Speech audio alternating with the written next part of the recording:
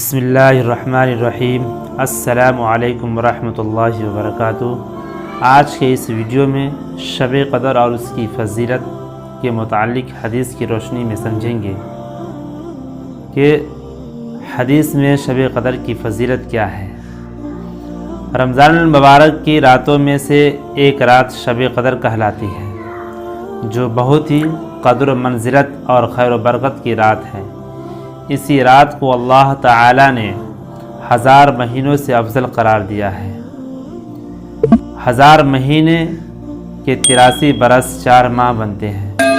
گویا جس شخص کی یہ ایک رات عبادت میں گزری، اس نے 83 برس 4 ماہ کا زمانہ عبادت میں گزار دیا، اور 83 برس کا زمانہ کم از کم ہے، کیونکہ خیر من الف شہر کہہ کر اس امر کی طرف اشارہ فرمایا گیا ہے کہ اللہ کریم جتنا زائد اجر عطا فرمانا چاہے گا عطا فرما دے گا۔ اس اجر کا اندازہ انسان کے بس سے باہر ہے۔ اللہ کے رسول صلی اللہ علیہ وسلم نے ارشاد فرمایا، شب قدر کو رمضان کے آخر عشرہ کی طاق راتوں میں تلاش کیا کرو۔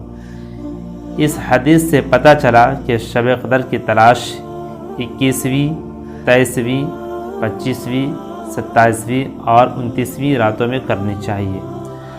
حضرت عائشہ صدیقہ رضی اللہ تعالیٰ عنہ نے حضور اکرم صلی اللہ علیہ وسلم سے پوچھا کہ یا رسول اللہ صلی اللہ علیہ وسلم، اگر مجھے شب قدر کا پتہ چل جائے تو میں کیا دعا مانگوں؟